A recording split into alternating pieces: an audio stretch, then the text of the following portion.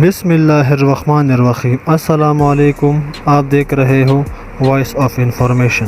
انسانی ذہن دراصل کم و بیش 12 کرب خلیوں سے بنا ہے۔ وہ دن کتنے سہانے تھے جب حضرت آدم علیہ السلام اور حوا علیہ السلام جنت کی گلیوں میں سکون قلب کے ساتھ رہا کرتے تھے۔ اللہ تعالیٰ نے انہیں یقین دہانی کی تھی کہ جنت میں بھوک، پیاس اور دھوپ کی کوئی بھی پریشانی نہیں ہے۔ برا ہو ابلیس کا کہ اس نے جنت بدر کروا کر ہمیں در بدر کر دیا۔ دنیا واقعی مومنوں کے لیے قید خانہ ہے۔ دنیا کے رنگ ڈنگ نرالے ہیں۔ یہاں اللہ تعالیٰ نے کافروں اور مشرکین کو بھی دنیا کی نعمتیں دی ہیں تاکہ آخرت میں وہ تہی دامن رہے۔ البتہ ایک بات ضرور ہے کہ انسان ہر دور میں مبتلا عالم رہا ہے۔ اس نے ارد گرد کے ماحول کا اتنا اثر قبول کیا ہے کہ منفی رویے جنم لیتے ہیں۔ ابتدائی تہذیب کا دور وہ تھا جب انسان شکاری جانوروں کا شکار کرتا تھا اور خود بھی جنگلی جانوروں کے خوف سے بچتا پھرتا تھا۔ اب تہذیب اس موڑ پر آ چکی ہے کہ انسان کو غم ورثے میں مل گئی ہے۔ جسے دیکھو ذہنی دباؤ کا شکار ہے۔ جو تہذیب آگے بڑھ رہی ہے، انسان کی ذہنی پریشانیوں میں اضافہ ہو رہا ہے۔ ماحولیات آلودگی نے رہی صحیح کسر پوری کر دی۔ چنانچہ طرح طرح کے ذہنی دباؤ سے مغلوب ہو کر انسان ڈپریشن کا شکار ہونے لگے ہیں۔ یہاں تک کہ زیادہ تر ترقی یافتہ ممالک میں تو لوگ خودکشی پر اتر آئے ہیں۔ کچھ پیشے تو ایسے ہیں کہ ان میں ذہنی تناؤ زیادہ رہتا ہے۔ سبھی کچھ انسان کو ذہنی تناؤ سے ہمکنار کر کے ذہنی مریض بنا دیتا ہے۔ ان سب عوامل کے ساتھ انسان اتنا مادہ پرست ہو چکا ہے کہ اللہ پر بھروسہ کم سے کم ہوتا جا رہا ہے۔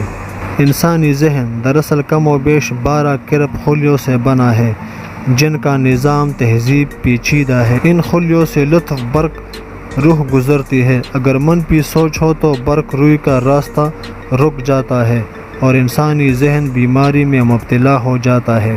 زیادہ بیماری کی صورت میں انسان کے تمام اعضاء اور ان کی سرگرمیوں پر منفی اثرات مرتب ہونے لگتے ہیں۔ ترقی یافتہ ممالک میں یہ بیماری زیادہ زور پکڑ رہی ہے۔ آج کل ڈپریشن کے علاج کے لیے طرح طرح کے دوائی ہیں جو ذہنی سکون دینے کے ساتھ ساتھ انسان کے جسم کی کیمیائی ترکیب بھی بحال کرتی ہے۔ ان دواؤں کے منفی اثرات بھی ہوتے ہیں۔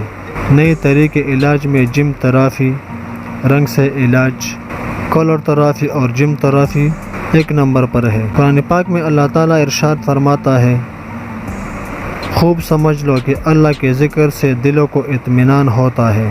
علماء کرام نے بھی طرح طرح کے طریقے بتائے ہیں جو مصنوعی دعا اور کلام الہی پر مبنی ہے۔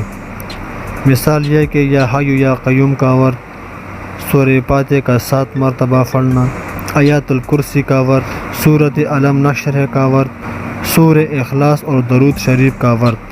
قرآن میں بڑی واضح طور پر فرمایا گیا ہے دلوں کو اللہ کے ذکر سے اطمینان ملتا ہے۔ دوسری جگہ اللہ تعالیٰ ارشاد فرماتا ہے، یہ کتاب جس میں کوئی شک نہیں راہ دکھاتی ہے متقیوں کو جو یقین دلاتے ہیں غیب پر۔ دراصل اللہ تعالیٰ پر یقین اور بھروسہ ہو اور مایوسی کا فقدان ہی تبھی اس بیماری سے نجات مل سکتی ہے، ورنہ اللہ تعالیٰ سے دوری اور مایوسی ڈپریشن کو ابھارتی ہے اور حوصلہ پشت کر کے انسان کو ناکارہ کر دیتی ہے۔ اگر آپ دوستوں نے میرے چینل کو سبسکرائب نہیں کیا ہے تو میرے چینل کو سبسکرائب کریں اور بیل کے آئیکن کو ضرور پریس کریں، کیونکہ اس طرح کی خوبصورت معلوماتی ویڈیو کی نوٹیفیکیشن آپ دوستوں کو ملتی رہے۔ ملتے ہیں ایک دوسری ویڈیو کے ساتھ۔ اللہ حافظ۔